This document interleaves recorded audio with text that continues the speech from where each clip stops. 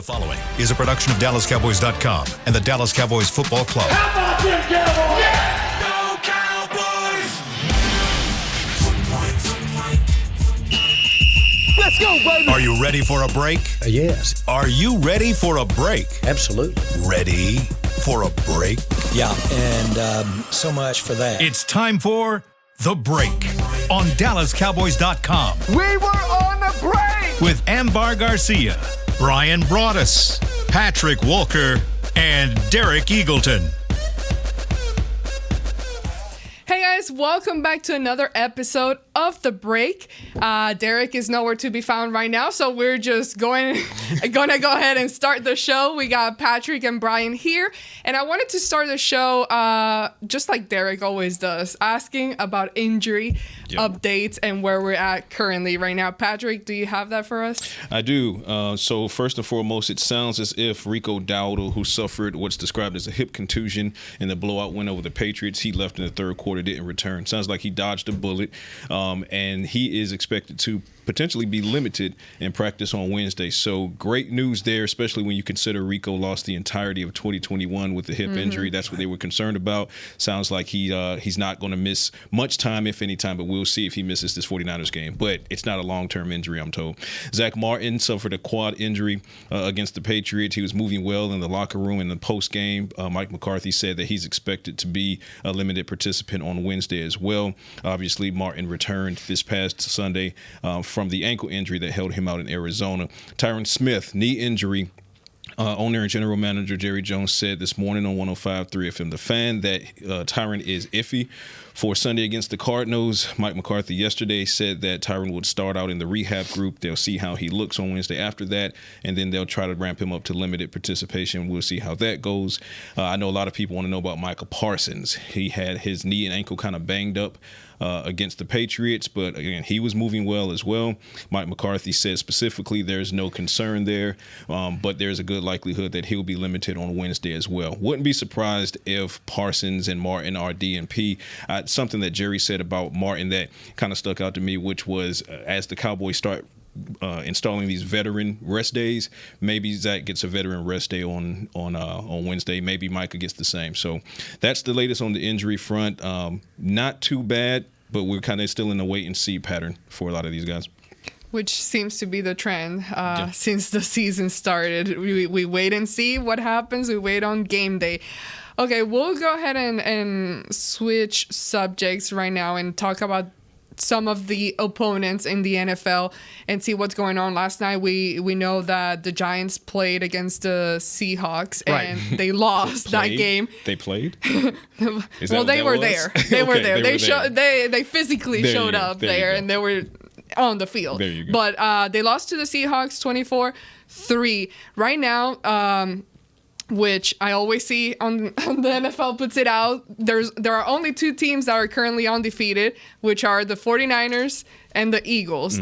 So we know tomorrow we'll turn the page and start looking into the 49ers and that whole matchup. But in the meantime, NFC East, what overview do you guys have currently in the first 4 weeks of the season as to what's happening with the Eagles and everybody else in the NFC East? You know what? I am really surprised that Ron Rivera has the nickname Riverboat Ron. He didn't go for it. And he didn't go for it. He had a chance right there. His team fights back.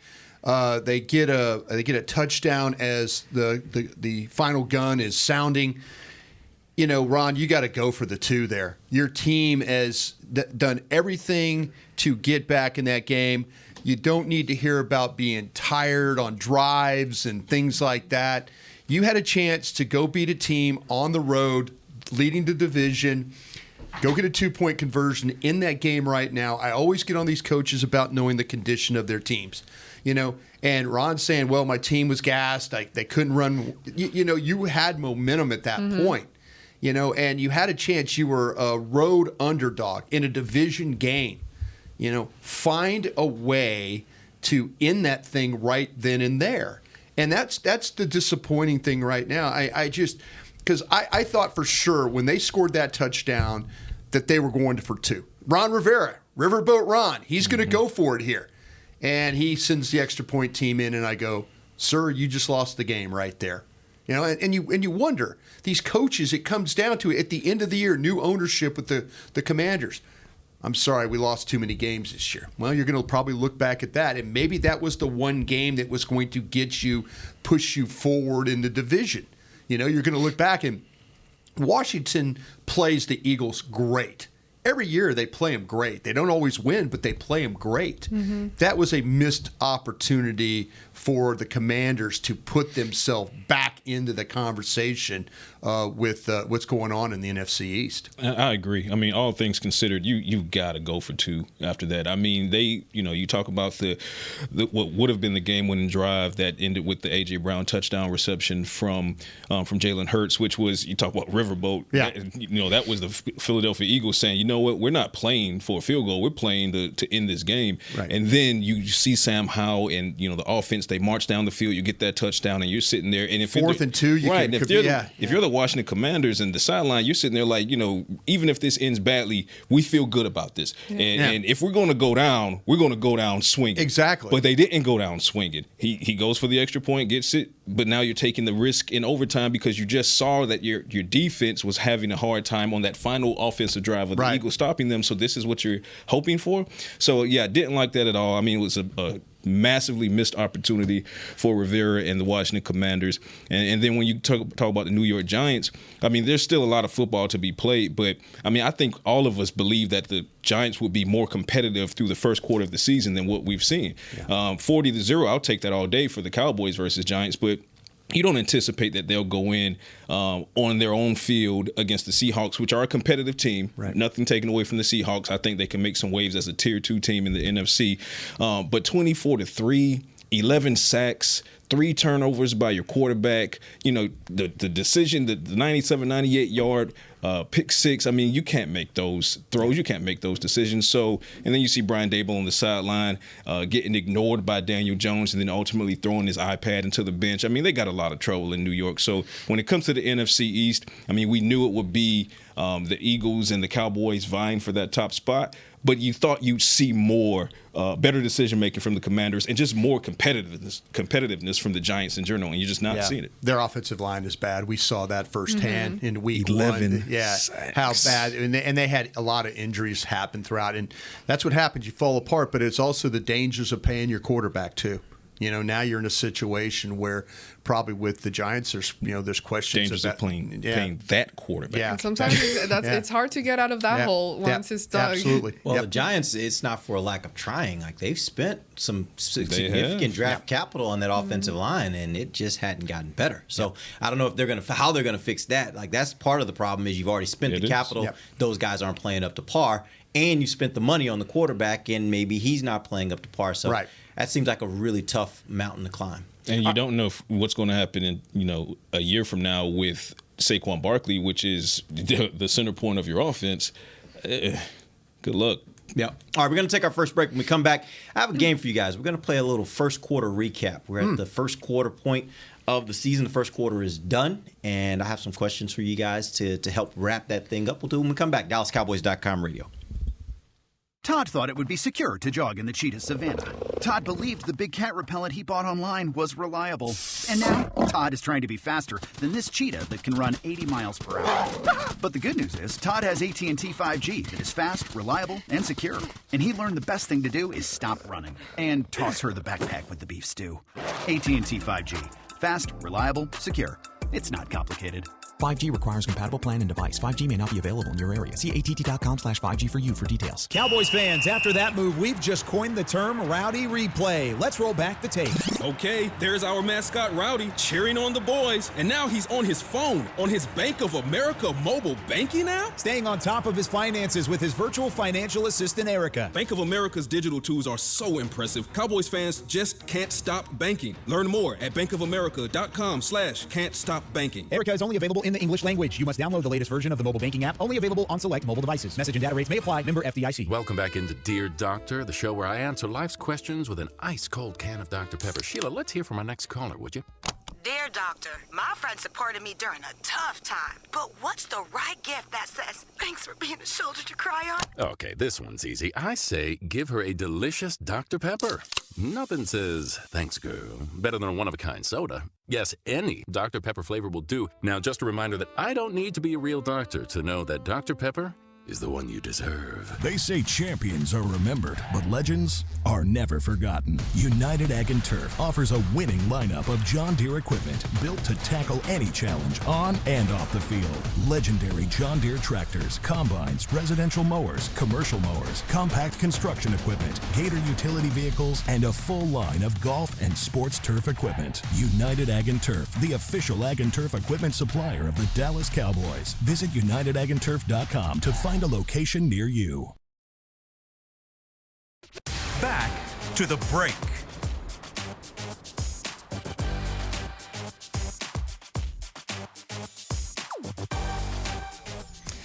Okay, where are we at? We're on Tuesday today. Dallas Cowboys Game Time, powered by, what's our company called? Lenovo. Lenovo, yeah. I always make sure to get Lenovo Love right it, there. Lenovo. Yeah, Lenovo. The official gaming platform and community of the Dallas Cowboys. Sign up now to compete in the Madden 24 for a chance to win 2 tickets and VIP experience to the 2023 Dallas Cowboys home game. Qualifiers begin on October 6th and run through the 13th. Learn more and register at DallasCowboysGameTime.com. Welcome back. It is the second segment of the break. We're live from the SWBC Mortgage Studios at the Star. The segment brought to you by Blockchain.com. There we go. All right. Real quick, good luck to our Rangers tonight. I just want to give a little love. Brian's got on his Rangers shirt. I thought you were going to say some negative things. Our hometown baseball team. Good luck in the playoffs. Thank you. Appreciate that. I thought you were going to get on me. I've been in a fight the last 24 hours with people from Houston. So I thought you were going to come in here and give me some of this. Look, no. Listen, man, I'm He's from not Houston. a Houston guy anymore. No, I'm definitely a Houston guy. He's a Houston guy. No, he'll break out and love you blue on you. It only shows up. It only shows up in Oh, I basketball see that. season. Like, I'm more of a Rockets fan than I was. Okay. Now, I will say, when I was a kid, that was the big. I love the Astros. I was a huge Astros fan when I was a kid. You know, Good team. Cesar Cedeno and Jose Cruz and Mike Scott, all those guys. Like, I loved the Astros when I was a kid, but I haven't really kept up with it like that since I've been an adult. But good luck to the Rangers. Good luck to the Rangers. See what today, they do here in the playoffs. There's a lot of great cross promotion stuff. I think these teams in the DFW really look out for each other when they're stars. They cross paths. Absolutely. You see, the Mavs, the Rangers stars. But thank you for that. Appreciate that. It should be some fun today. All right, so here's what we're gonna do. We got our first quarter recap. We have finished the first 4 games of the season, and so I've got some questions for you guys that'll hopefully make you think a little bit and make you give some good analytical answers to these questions. Let's start first with what you think was the most impressive victory you got. At New York, 40-0. You got versus New York Jets, 30-10, and you've got versus New England, 38-3. What was most impressive? Ooh, God, it's a close one between week 4 and week 1. Given what we just saw with the Giants, I'm going to go with 38-3 against a Bill Belichick-led team. I'm going to go. I mean, this was a no-brainer for me. Right. I was going level of competition. If the Giants had played well last night, and I mean it was on their field, a season opener, both teams coming in with a bunch of hype and pomp and circumstance, then you could say that. But hyperbole, something like that. Yeah, I can't spell it though. They lay the egg yesterday, and it's just like, oh, that's gross. But anytime you go against a Bill Belichick-led team, you just anticipate you're going to be in a dogfight, and that's what the Cowboys are typically in when they play Belichick. You talk about what happened back in New England with it took overtime and the game-winning drive and throw that ended up with Dak Prescott with the calf strain and CeeDee Lamb and the wave goodbye, and that's the kind of dramatics you typically feel like it'll take to get over Bill Belichick. But to hand him the worst loss of his NFL career, for me, that is by far the most impressive one so far this season. So keep that going. Yeah, rubber stamp that. Everything he just said. I mean, I didn't think they were going to block him all that great. I didn't think they were going to be able to score a lot of points. They turned their guy over. They really embarrassed the New England Patriots. They beat him up physically too. So that by far. Anytime you beat the guy that might take him, he's got 18 more wins before he passes Don Shula. It might take him 18 years to get there. But eventually, at this rate. Eventually he is going to be the all-time winningest coach in NFL history. We think, But yeah, you take that guy to the mat the way they did, in the fashion they did, is even more impressive.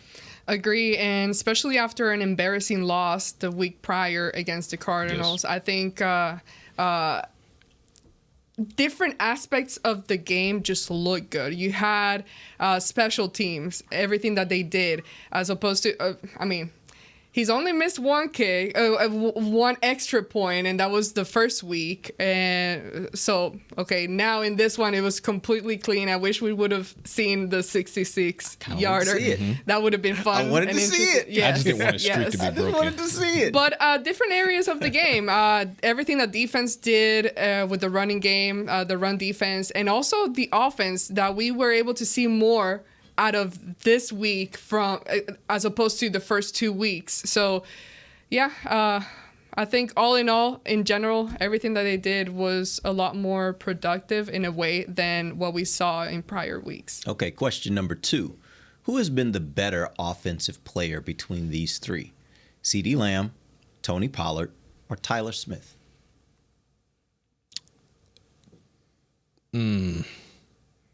Or Tyler Smith? One of those three, which you think has been the better offensive player? Pollard. I'm going to take Tyler out of it simply because he missed the first couple of games. But he's been so good. I know he's been so damn good. Right. But availability matters. So for me, it's between Pollard and CeeDee, and I just think Pollard has been the more consistent of the two. I think CeeDee is playing at a high level. Obviously saw what he did against the Jets and kind of a downturn against the Cardinals, a solid game against the Patriots. But if you look at the first 4 games for the Cowboys, Tony Pollard has really been that steady hand. He's near the top in the league as far as touches and, efficiency when he touches the ball. So for me, I'm going to go with Tony Pollard on that one. It's Pollard, yeah. And to your point, what Patrick was talking about is absolutely right. If Smith had played all the games, you would probably throw him in that mix. Yep. I love what you did by adding him. I think it made everybody pause. That's the whole idea right there with that. But the thing with Pollard, you could even watch him. You could even watch him with some of the blitz pickup stuff. Like he crossed the pocket the other day. They had a pass that got out, and he crosses the pocket. They got a blitz coming off his right side, and he sees it and gets over. Usually when you cross the pocket in front of the quarterback, there's problems. He did it he was clean. It was right in good position. He finishes. They're throwing the ball. He's running the ball. He's pass blocking. He's really a complete back for you. Even in this last game, him running up the middle and just finding those little holes and getting up there. And I think it's more impressive just given the unknown that we initially had coming into the season, him coming off the injury, wondering if he will be able to play that way after recovering, because we've seen it with different players, even Michael Gallup last year. That takes some time, and I think he's been effective right off the bat, and he's done a really nice job for now taking the role that he has. The Cowboys have got to make some hay while he's still healthy.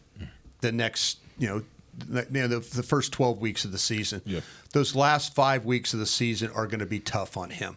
And they're going to have to figure out, especially at this rate, how to navigate that part. Right now, I could say I think running backs are good for about 12 weeks, and then you better figure out the next 5. Yep. All right, let's move on to the defensive side of the ball.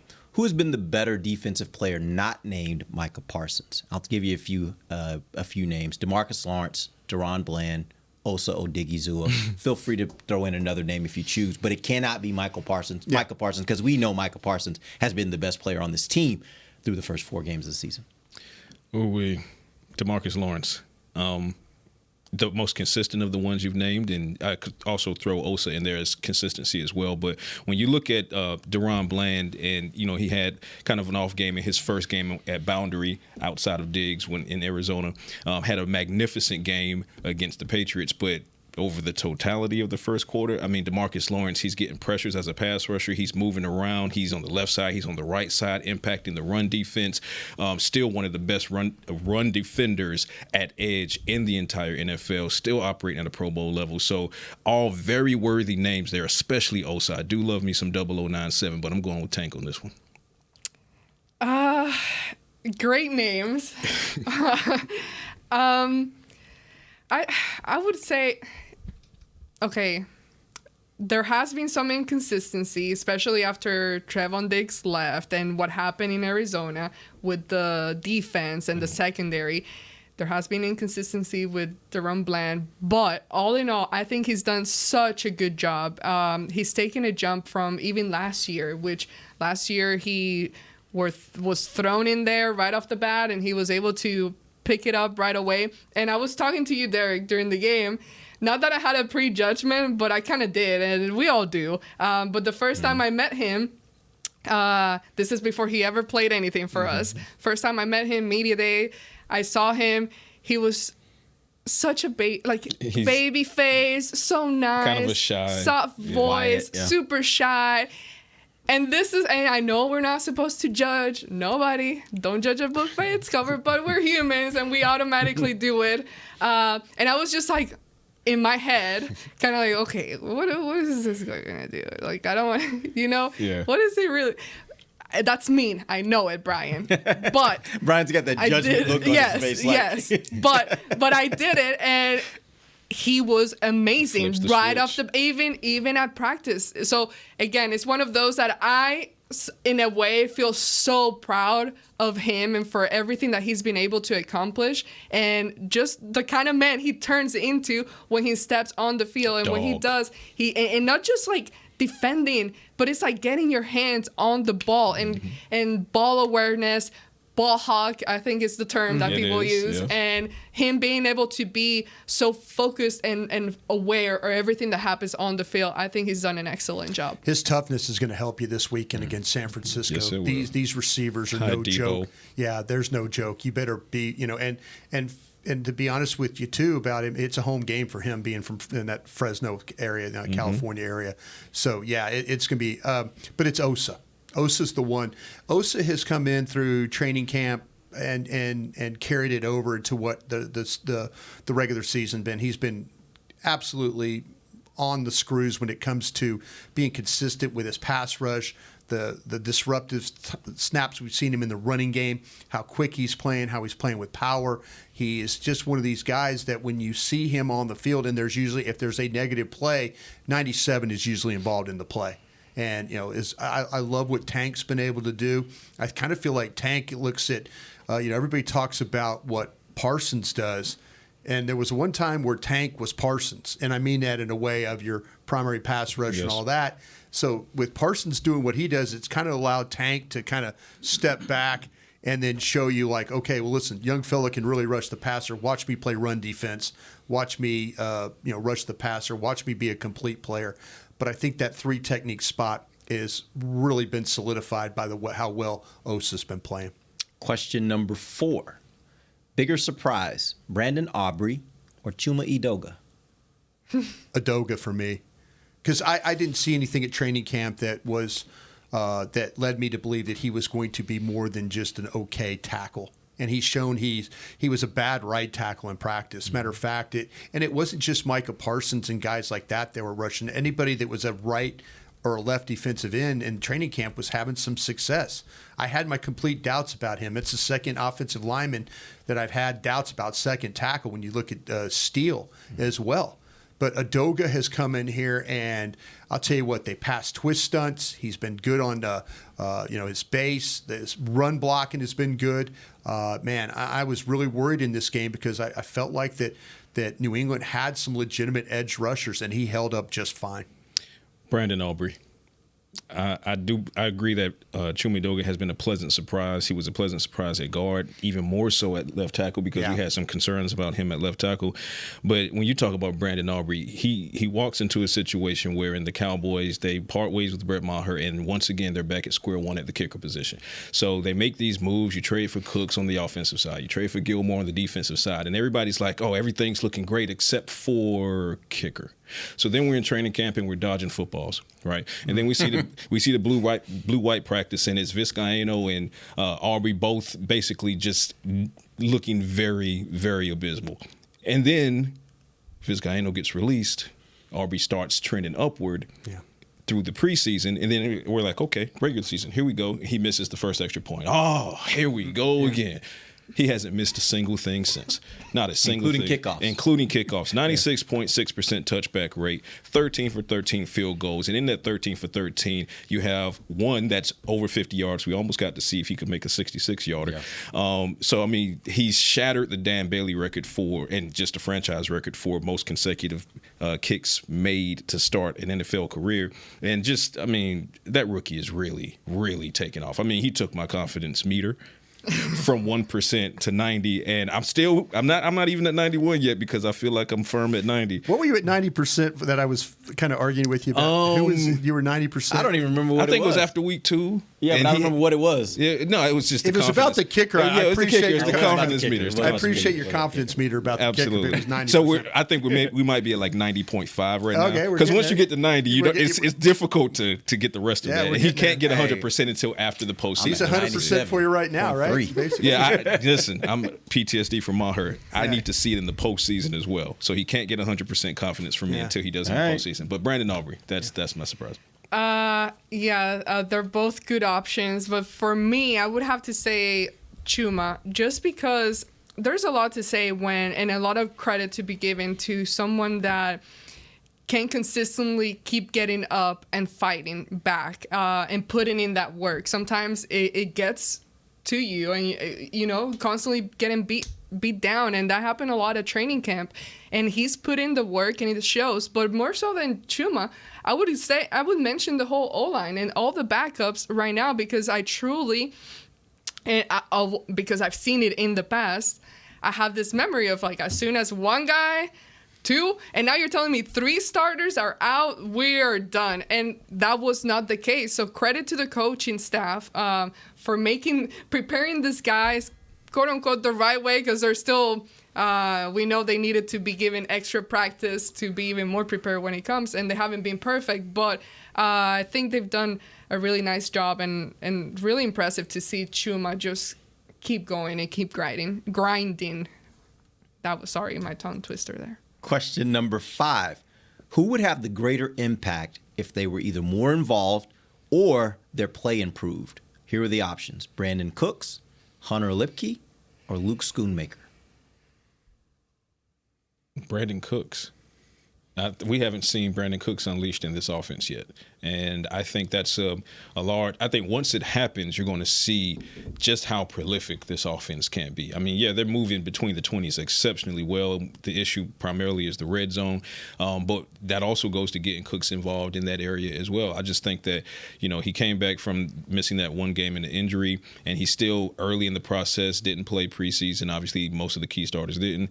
And I just feel like once Cooks is truly unleashed, it's going to be hell on earth for opposing defenses. Yeah, I think it is Cooks. Yeah, Cooks is the one guy to me that I'm kind of waiting for him to, when you study on the next gen stuff, you look at the routes and things like that. They got to find a way. There's some routes that he's running down the field, and he has been open. I just, the ball to Schoonmaker. I know that I have a lot of love for Schoonmaker because I said it before, and you're right, Patrick. You mentioned it yesterday. I think Michigan held him back, but he's got to make some plays for you. Mm-hmm. He's got to make the catches. I think he had a bad luck on the goal line when Bentley tipped the ball. I think that was going to be a potential catch for him, and kind of get back into good graces there. But get Cooks going in this offense, and you'll have something really, really unique. Well, I said this the other day. Cooks is the one guy I've been freaking dying to see go off this year since training camp. Everything I saw from him at training camp, I freaking loved, and I haven't seen it. So that's who I think would just make the offense be a lot more dynamic and just open things up for you a lot more. Just because now your defenses will have to deal with taking him into account, and it's just it will elevate your offense a whole new level. I'm actually really shocked that all 3 of you guys went with Cooks because, Patrick, you kind of alluded to it. Really, this team is not having a big problem moving the ball from the 20 to the 20. They're having a problem in the red zone, and both of those 2 guys that neither one of you guys mentioned, Schoonmaker, Lepke, can both possibly, at their very best of what you think they can be, could maybe help you in the red zone. So I'm kind of shocked y'all didn't say that one, just because that's the area where I think they need the most help. And so if you want to talk about greatest impact, I think they may provide the best impact for this team. Well, it's funny, but you say that because the pass that he tried to throw to the pass in the red zone, he tried to fit between the cover 2 to Schoonmaker. If he throws the ball to the right, it's a touchdown to Cooks. To Cooks? Yeah, and there you go. And Cooks also, was open. Yeah, I mean, 100% true. It's just Dak's like, all right, it's cover 2, and I'm going to trust my guy to get between those 2 safeties. And he threw the ball where it needs to be. He threw absolutely threw the ball. But if he says, maybe next time I'm going to throw it, Cooks has found a way to get open. Mm-hmm. Cooks is due for one of those Michael Gallup games where it's 6-7 catches and some pretty good yardage behind Now it's a good weekend to do it for the California kid. No, they're going to need that this week. They need every bit of everything. Man, it is going up to against this team. Can we postpone the game to another, like down the road? No, I'm ready. Let's go. For why? Let's go. I need this offense to kind of find its way a little more. I think this is where it gets found. Yeah, I agree. with you. I think this weekend. Either it gets found, or we find out that maybe this is going to be a problem. You're going to find out something. Because you're going to find out something. Because let's also be clear, and I don't want to get too far ahead, but this is the easier part of the Cowboys schedule. If you haven't looked at what the Cowboys schedule looks like post-Thanksgiving, I know. It is a murderer's row. Like it is. Every single week you're going to be playing playoff caliber teams, some Super Bowl caliber teams. And so you better be making hay right now. And I think we're going to find out this weekend a lot about this team. All right, we're going to take our final break. We're going to come back. I do have a couple more questions before we get to Lab Coat. We'll do that also in the final segment. We'll be back. DallasCowboys.com radio. Todd thought it would be secure to jog in the cheetah savanna. Todd believed the big cat repellent he bought online was reliable. And now, Todd is trying to be faster than this cheetah that can run 80 miles per hour. But the good news is, Todd has AT&T 5G that is fast, reliable, and secure. And he learned the best thing to do is stop running and toss her the backpack with the beef stew. AT&T 5G. Fast, reliable, secure. It's not complicated. 5G requires compatible plan and device. 5G may not be available in your area. See att.com/5G for you for details. Don't put off getting your oil change, Dallas. Take 5 Oil Change, a proud partner of the Cowboys, is faster than you think. There's no appointment needed and no waiting room. Yep, you heard that correctly. Take 5 is so fast, you don't even have to get out of your car. You can take advantage of Take 5's fast, friendly, and simple service at any of their locations across the Dallas area. And remember, at Take 5, you stay in your car because they're faster than you think. Take 5, the official oil change of the Dallas Cowboys. It's the official men's skincare brand of the Dallas Cowboys, Jack Black. And right now, Cowboys fans can get 15% off their $75 order. Plus, because every deal needs a playmaker, your order will include a free 5-piece skincare set and free shipping. The Jack Black Playmaker is 4 of Jack's favorites and a full-sized intense therapy lip balm. Make a play for the Playmaker at getjackblack.com/Cowboys with the code CowboysVIP. That's getjackblack.com/Cowboys with the code CowboysVIP. They say champions are remembered, but legends are never forgotten. United Ag and Turf offers a winning lineup of John Deere equipment built to tackle any challenge on and off the field. Legendary John Deere tractors, combines, residential mowers, commercial mowers, compact construction equipment, Gator utility vehicles, and a full line of golf and sports turf equipment. United Ag and Turf, the official Ag and Turf equipment supplier of the Dallas Cowboys. Visit UnitedAgAndTurf.com to find a location near you. Back to the break.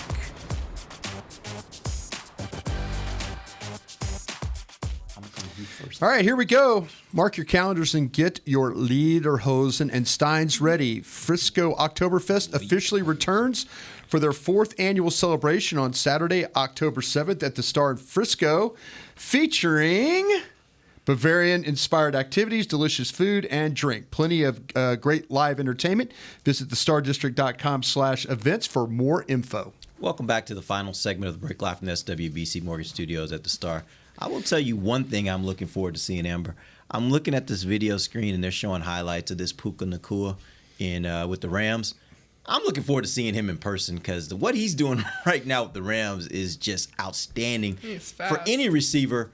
But for it to be a rookie receiver, it's on a whole different level. his also that's a top 5 name in the NFL. Yeah, I love it. Puka Nacua. His deal too is where and you got a coach that understands how to use him. Yeah.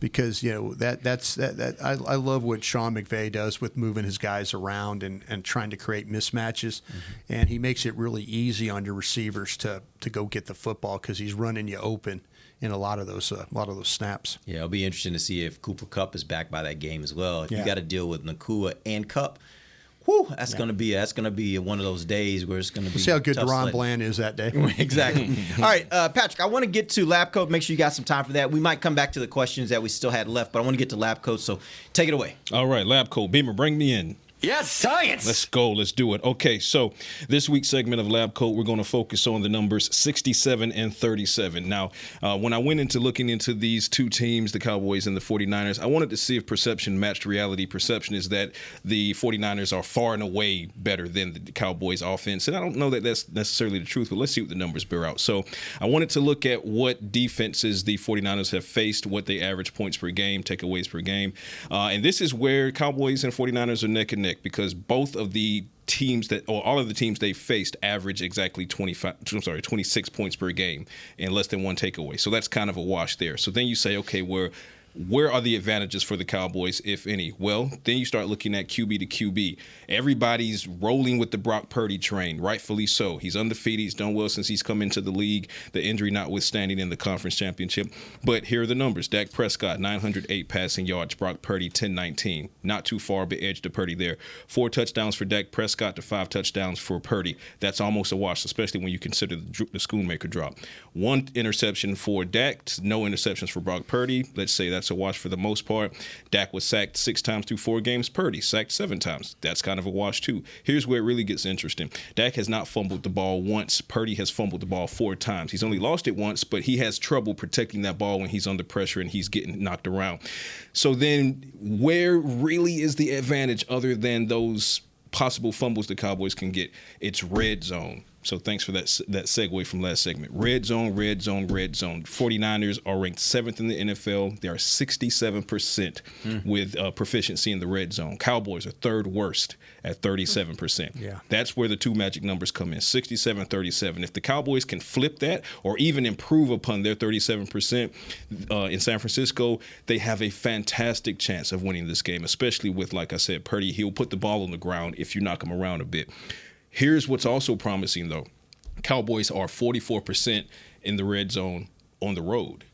Kind of weird that they're better on the road than at home, but guess where they are this weekend? On the road. So Cowboys do a good bit better in the red zone when they're playing on away turf or away grass. So I expect the Cowboys to improve in that capacity this week as well. And if that happens, then yeah, Cowboys have a fantastic chance of walking away with a message win against the San Francisco 49ers. 67-37, those are the two numbers to watch. One thing I would be interested in knowing is what is the Cowboys' defense efficiency percentage of opponents in the red zone. That's a good question. That would tell me a lot about, we know obviously that they're hitting that 67%, the 49ers are, but where are the Cowboys from the standpoint of stopping teams? Now, the interesting part is, it doesn't seem like the Cowboys let teams get in the red zone very much these first 4 weeks. They're not even getting in the red zone.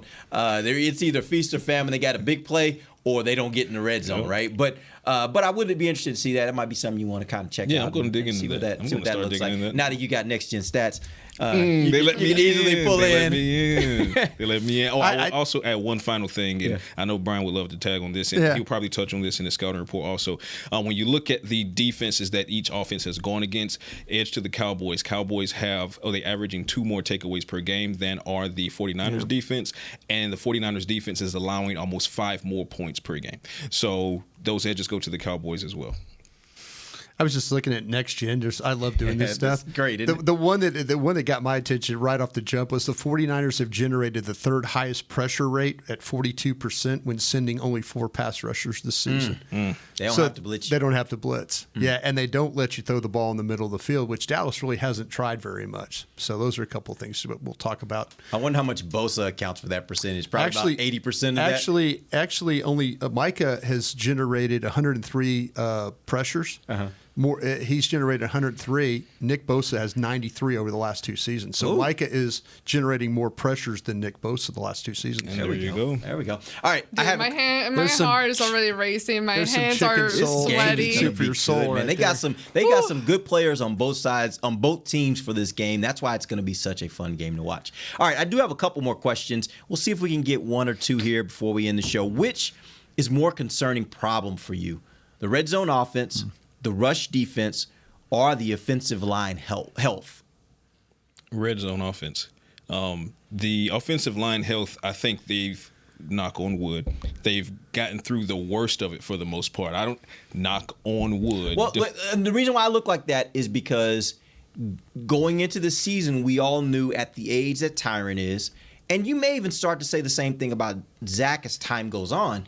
But when you have older offensive linemen, you have to factor in health. Fair enough. And so that's what I'm saying. As you're going forward and you're projecting through the rest of the season, is that a concern? Should it be a concern? I think it would be more of a concern, and it is a concern. So let me be clear on that. But I think it would be more of a concern if we weren't rightfully having the conversation about Chuma Edoga being a pleasant surprise. Brock Hoffman in Arizona, playing well for the most part. TJ Bass playing well for the most part. I would be more concerned if those younger guys and those backups weren't able to step in. But when you talk about and run defense, not as concerned. There is a concern when you see a game like Arizona where you're like, okay, consistency. Is this going to continue to be an issue? But 3 out of 4 games, they've locked down the run game. So I'm not worried about that as much as I would be. Red zone offense, until we see it, we haven't seen it. Red zone efficiency, until we see it, we haven't seen it. And I'm of the mindset, I'll say it again, it's not necessarily the play calling as much as it is the lack of execution, the decision making down there in the red zone as far as players are concerned. If that goes to Cooks, that's a touchdown. When Schoonmaker gave him a dot, that was a fantastic pass, but Schoonmaker didn't bring that down. And then you go from there. So for me, I'm with Ambar on this one because I know this is what she's thinking. When it comes to red zone offense and efficiency, until we've seen it, we haven't seen it. Yeah, I would agree and definitely agree because it's one of those. It's getting to that point where, okay, this is just becoming ridiculous. Every time something weird happens, you're like, are you kidding me? Because you see it. We see it from a bird's eye view, and we see, okay, where the issues are happening, or we think so. And they're always so close, but it hasn't happened. So I would agree. Red zone, just because that is a trend, that is something that has been reoccurring back to back. Last week, we did see some improvement, but it's not fixed yet. Man, the biggest fear I ever have in a game is somebody running the football on me. And I just worry about somebody once again kind of figuring out how to unlock the Dallas front. I don't think that the Giants initially tried. The Jets never got to it, which was surprising. The Arizona Cardinals said, okay, we've got a way that we don't have to take you one-on-one. We'll pin and pull you. We'll put guys in the backfield. We'll create mismatches in certain spots. I worry about 49ers being really creative with their running game because they will pin and pull. They will use check. They will use Kittle. They will use Deebo Samuel. I think that there's so many different ways that they get to the running game. It causes you to have issues. I think the red zone offense will be fine. I think there's some bad luck along the way. I think there's some execution. I think there's some actual decision making that's hampered the Cowboys when you watch them play. I think the red zone offense will be fine. The creative running team bothers me because when you jack with the Cowboys' eye level on defense and make them move and react, you can sometimes take advantage, and I think that's what this bunch has the capability of doing. I'm with you, Brian. Here we go. Final question. Order these teams in the second quarter of the season from most challenging to least. You're at San Francisco, who's 4-0. You're at the Chargers, who are 2-2. You're at the Rams. I'm sorry, the Rams are here, 2-2. And then you're at Philadelphia, 4-0. Rank them from most challenging to least challenging. 49ers, Eagles. Who else did you have there? The other Chargers and Rams. Chargers, Rams. That's what I would go. Okay. From most to least. 49ers, Eagles. Yeah, Chargers, Rams. Yeah. I'm right there with you. Same order. No. Nobody wants to put Philly ahead of Philly doesn't make my hands sweat. Okay, No, 49ers do right Here's now. why. I mean, mathematically, the Philly game is slightly more important because it's a division game. And if you win that game, then the, it's kind the of the point I was getting win-win. at too. Like, there's also when you're playing division teams, they know you, and so you're not. You see a lot of things happen. This is why Washington plays Philly the way they play Philly, right? So does that in any way change? I think Dallas has a good handle on how to play Philly. Right, I was going to say I really do. Seen them take down Philly. And I think Philly has a little bit of the factor on defense that they're scared because their secondary isn't really playing well right now. Yeah. And if Dallas can protect and Dak the way he's throwing the ball, then there's going to be some problems there for Philly. San Francisco, I call them the bully. This is a bully team. They don't care. They win a lot of games. They win ugly games. They win physical games, and they've knocked you out of the playoffs the last 2 years. I think there is some. If Dallas goes and finds a way to win this game, then at the end of the year, if these two teams meet, we don't sit there and talk about dominance of San Francisco. It reminds me so much of the 2014 when the Cowboys went to Seattle and they beat up on Seattle up there. They ran the ball with DeMarco Murray. They just pounded. And if Dallas would have just got past that Green Bay game, which they probably should have and very well could have, if they had to go play a championship game at Seattle, I think they were going to go beat Seattle that day just because of how well they played. And in Seattle's mind, they were probably glad they didn't have to play the Cowboys again. And I think San Francisco, you need to have that same kind of thought. Find a way to win this game. Find a way to create a little doubt. Get people off your back at the end of the year if you have to play them again. That, it's, well, hey, these two teams matched up. A great Dallas victory. The positivity that way. You lose this football game and you lose it bad. Now the doubt even is deeper in your soul. Well, it's that whole buildup. Yeah. 2 years in a row, they get beaten. Last year, I mean, Cowboys were able, backup quarterback or not, they were able to beat Philly. So it's just a factor of 2 years in a row, they basically... Every season you have a win you probably shouldn't have gotten, and you have a loss you shouldn't have had. I think Dallas just had their loss they shouldn't have had with Arizona. This could very well be the win that they probably didn't think they were going to get when you started going win, loss, win, when you were starting to do that and you're breaking down the schedule. For me, bottom line is Philadelphia isn't the boogeyman for the Cowboys. They know 49ers are the boogeyman right now. All right, that's a wrap. We'll be back tomorrow. We'll start getting into Cowboys versus 49ers. Tomorrow we'll get into the Cowboys offense versus that tough 49ers defense. We'll be back. Till tomorrow, for Patrick Walker, Brian Broaddus, Amber Garcia, I'm Derek Eagleton. This has been The Break, live on DallasCowboys.com radio. This has been a production of DallasCowboys.com and the Dallas Cowboys Football Club.